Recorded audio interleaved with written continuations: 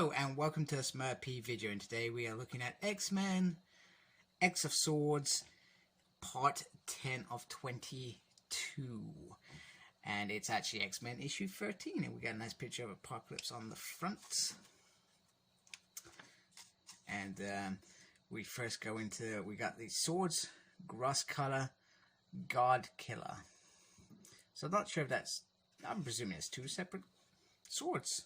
So we got Banshee here recovering, and what they're kind of saying is that, well, even if they're dying, there's nothing really to fear because they're going to be resurrected, unless they die in the other world, of course.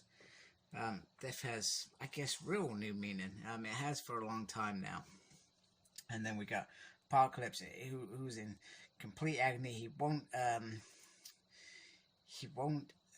rest. It doesn't matter what Celia tries to do. She tries to give him something to numb the pain. However, with the healer, and I'm not sure who the healer is. I don't think we've ever seen him before.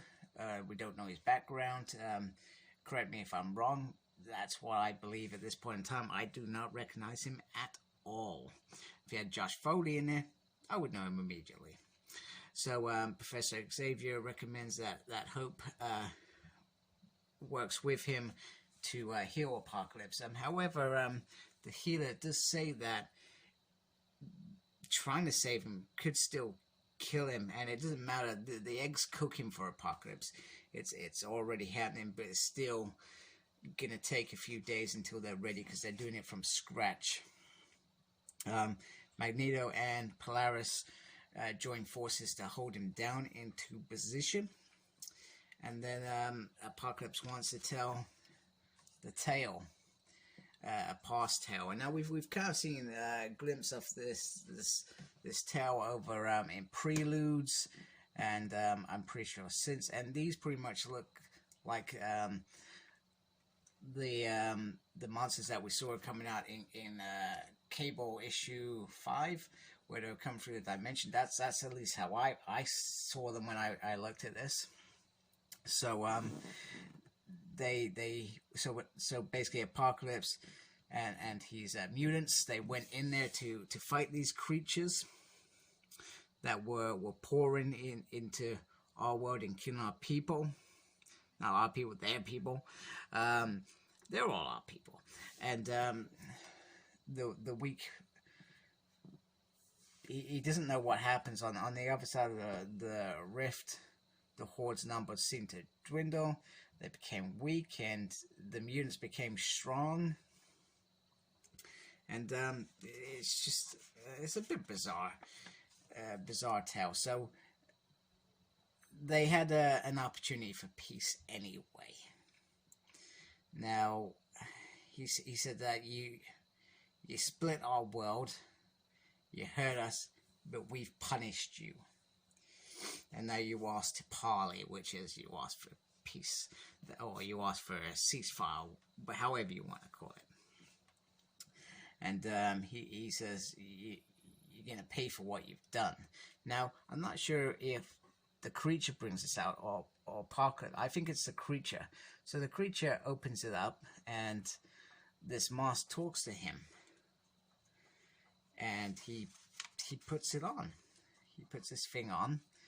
So it's like a creature in this mask possesses this creature, and that perhaps led these hordes to this moment. And he kind of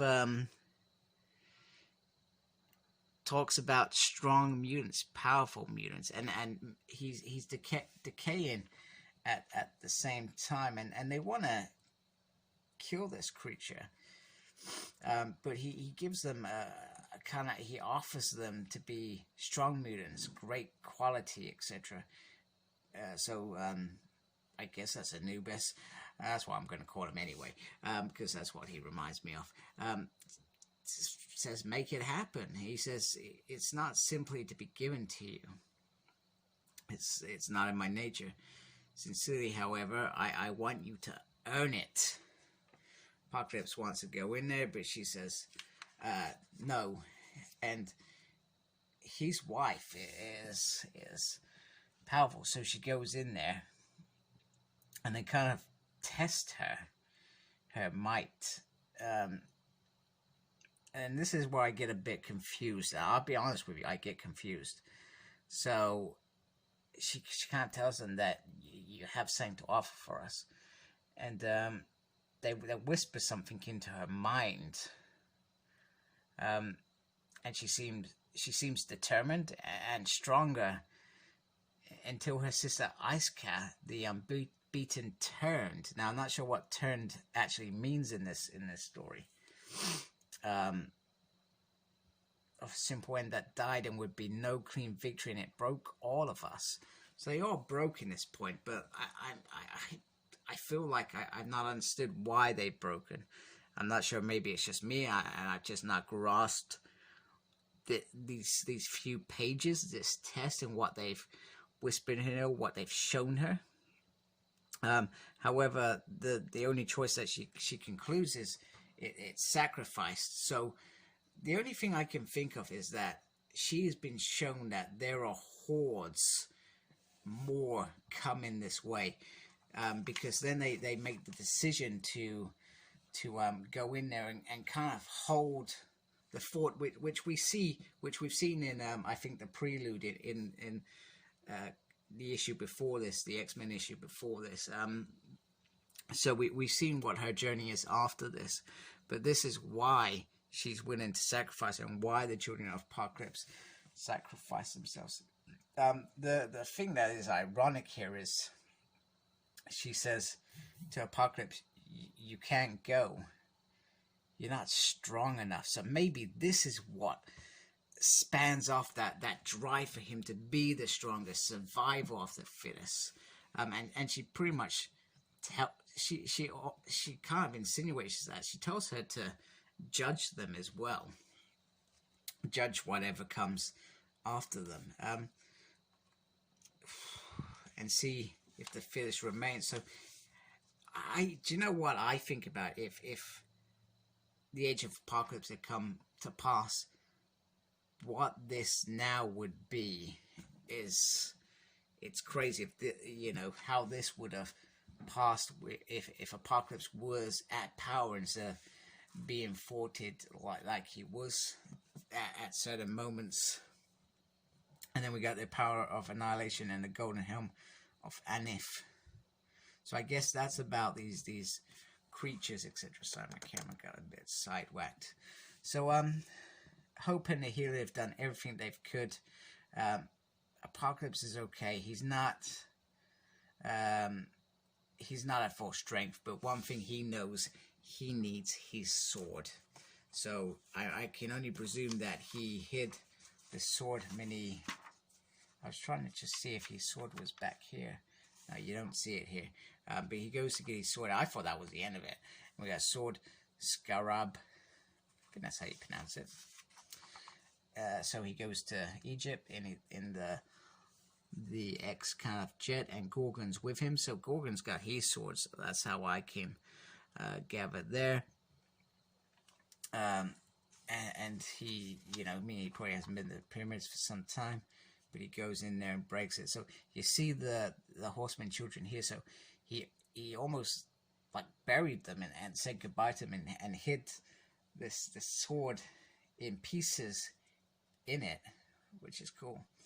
And Gorgon is impressed by the sharp blades, and he says, "Now watch me as I wield it." That is cool. So I'm not gonna lie, I feel like I've probably failed you as a viewer, just not understand that little bit of complexity and just wrapping my head around it, and that's good, because that means I've been challenged by Jonathan Hickman, and that means I've got to go read it back again to grasp those few. It's only 3 pages that I haven't got my head around how she comes to this decision that she can't defeat them. Now, if the vision is shown of these hordes that are going to come there, then she's gonna. It's obvious, isn't it? But and also I still have no idea who helmet controller thing is either. So is that the big bad of this X of Swords? Is that what it's going to come to? They're going to have their fight, and then the big bad is going to come there, and maybe they're going to unite and fight. That would be quite possible, and maybe I've actually understood a little bit more than I thought. Maybe I've grasped that. Let's see at the end if that is what happens. So like, comment, subscribe. Follow me on Facebook. My page is SmurredP. Follow me on Instagram, Cyclops Smurred.